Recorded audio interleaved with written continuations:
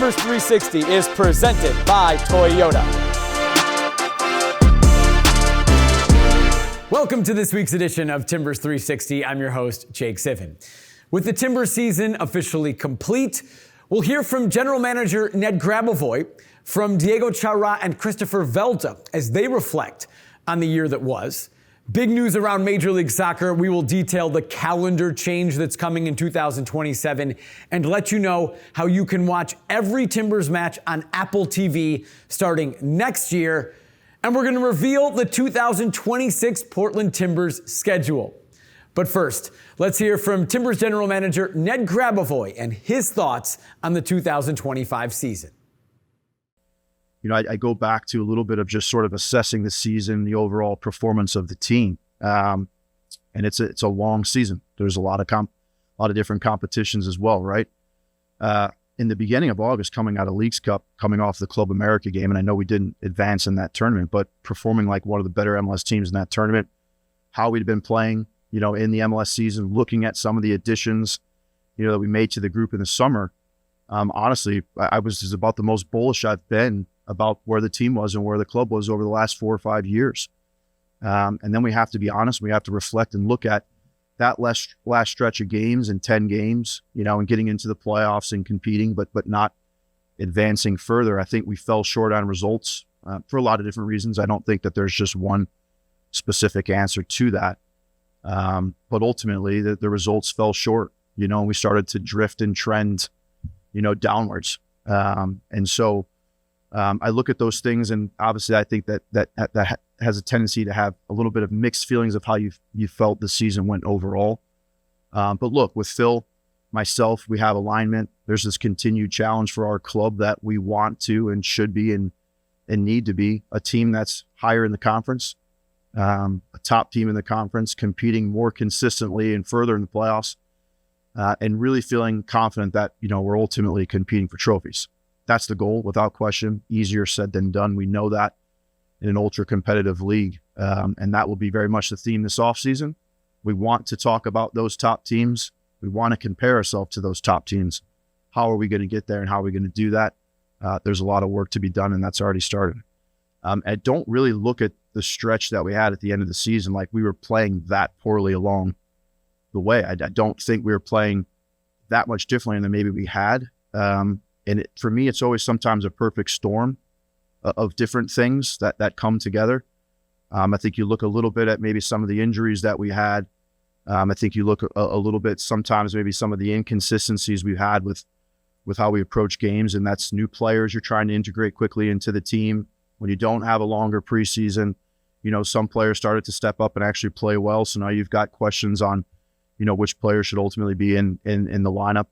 Played better competition down the stretch, ultimately, as well, right? And there comes a time when teams need to win games, and we didn't win enough in that stretch to better position ourselves in the table. And then at times in the playoffs, I thought we competed obviously very well, but then obviously we fell short. And I think when you look at it, and if we're overly critical because we have to be, right? We're talking about those top teams in the conference, and we've fallen short of that. And so everything that we speak about this offseason, everything that we look at doing, it has to be with that mindset that this is how a top team operates. This is what it takes to be elite. So look at that in terms of roster acquisitions. We'll look at that in terms of the way that we play. We'll look at a number of different things. That's already begun. Like I said, Phil and I will be aligned on those things. And ultimately, hopefully that continues to push us forward. We'll hear from Diego Chara and Christopher Velda, and we're going to reveal the 2026 Portland Timbers schedule. Timbers 360 is presented by Toyota.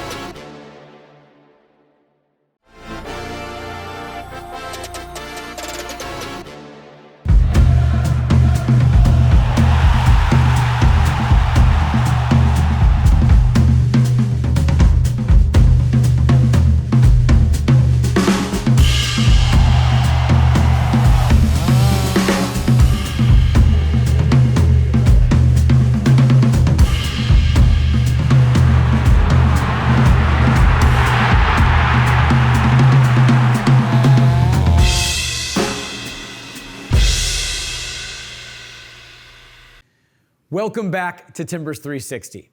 Now let's turn our focus to the players. Midfielder Diego Chara and forward Christopher Velda reflect on the 2025 campaign. Yeah, I have a chance with the team. I think they're going to take it, and again, really happy. Talking about the future. I think it's going to be excited for me, and yeah, I just be ready for that year. Christopher was a great addition for the team. That guy who bring up power, intensity in the attacking side. And in my opinion, he came with a great attitude, and I agree with him. I think we need more intensity for next year. At the same time, it's going to be a combination to get a really balance with the defense side, and the attacking side too. I think it's going to be interesting for next year, and see how Christopher is going to develop for the team. To be honest, I feel really good. Obviously, a little bit. It was a little bit difficult talking about the mental side.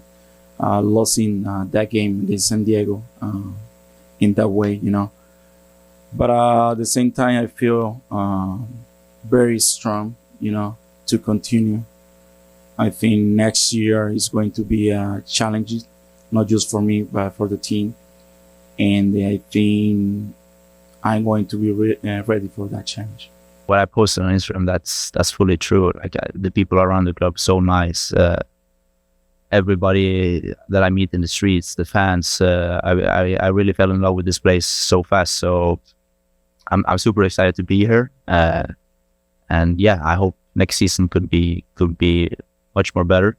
We can go further in the playoffs, and that's what everybody here aims for. So I'm sure it will be better. To be honest, I prefer to play on the left, and we had so many setups with me being on the right, Anthony being opposite of me, David Acosta playing more deep, Kevin Kelsey, Pipe Mora. So the constellation, we were never able to set the perfect lineup. And that's fine because we have so much quality and we need rotation because there's been many games. Some games I felt I played amazing with Anthony on the same side as me when I was number 10 and he was a left winger because we have a good link up. Sometimes Da Costa weren't too comfortable playing on the right. I wasn't that comfortable playing on the right. So we have a job to do.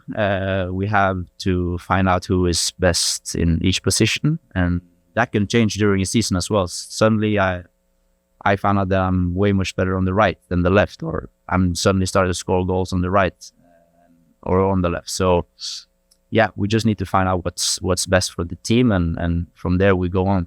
Yeah, I'm sure Dave and Evan and the rest of the staff can find out what's the best for us. I'm used to Europe.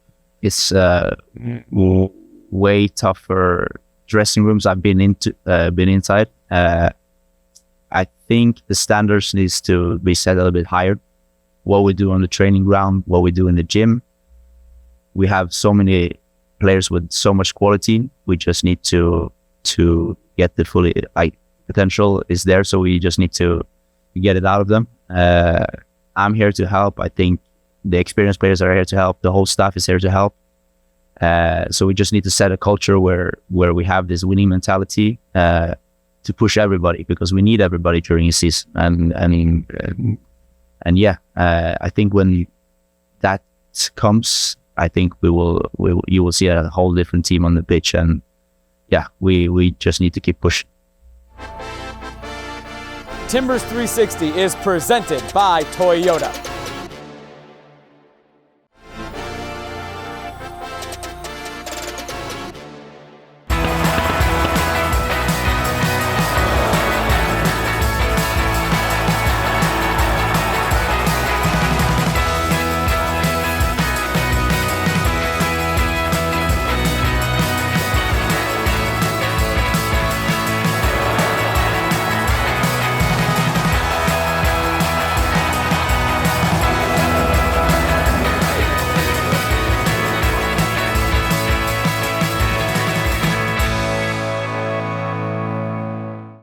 Significant changes are coming to Major League Soccer. The first one, the calendar is being flipped. Starting in 2027, the MLS season will begin in mid to late July and it will end in late May.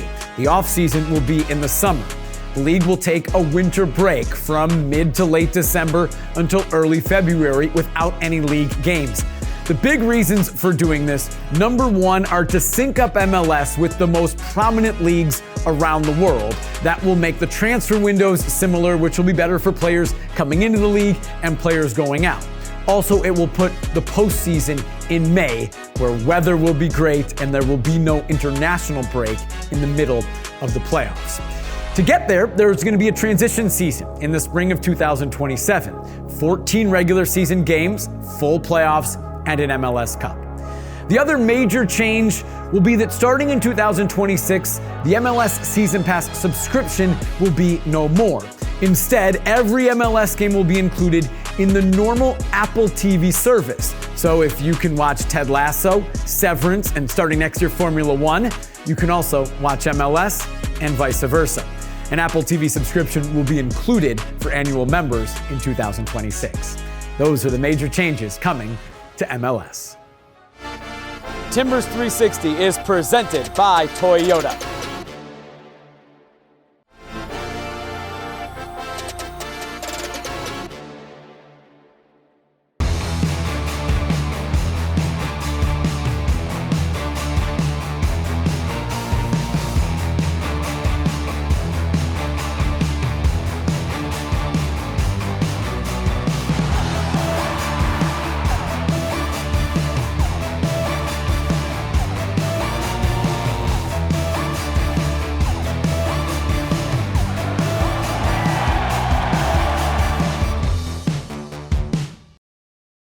Welcome back to Timbers 360. Beginning next season, you'll no longer need a separate MLS Season Pass subscription to watch Timbers games. Every MLS game will be available on the standard Apple TV subscription, the same way you watch all your favorite Apple TV shows. With that in mind, let's take a look at some of the key upcoming matchups for the Timbers in 2026, though goalkeeper James Pantemis might have some ideas on how the 2026 schedule should be revealed. Copy the Titans. Okay, what else we got? Hey guys, what's going on here? Just working on the schedule release video. Cool. Can I see? Sure. Yeah, all right. Timber Joey, Log Slob Art, super original guys, like he does it every weekend. Giant inflatable schedule. That doesn't make any sense. Puppies, cute, but like puppies, soccer, I don't understand. Velde breaks board with head. Okay guys, we ran with that joke, we posted it, that's enough. PP core part 3, I don't even understand what this means. Is this honestly the best we have? Just release a schedule, okay? Thanks.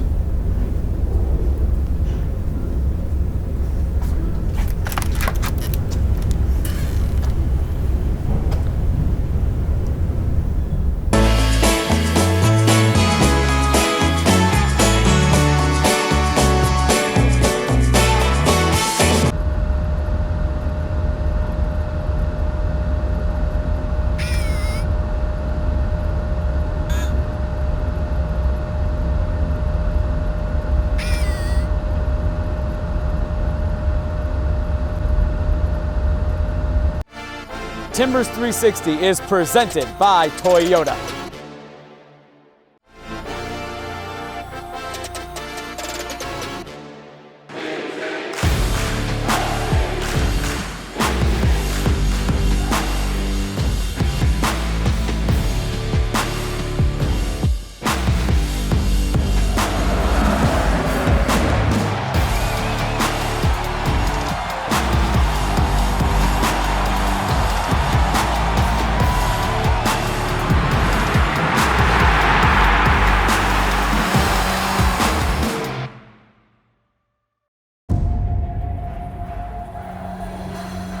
It's so hard.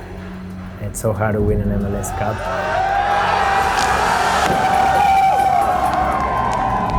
It's really hard. It's really complicated even though to be in the final. Only one team gets to do it every year. The run of form we were on all the way through that playoff run, you could feel that energy every time that team took the pitch. And an absolute shocker, and Diego Valeri is handed a gift. What people don't know is that we studied that. We've never done before, right? As a strategy. Whatever you said, whatever you did, none of that matters anymore. Right? Now you have to go perform. Tomorrow, it's normal.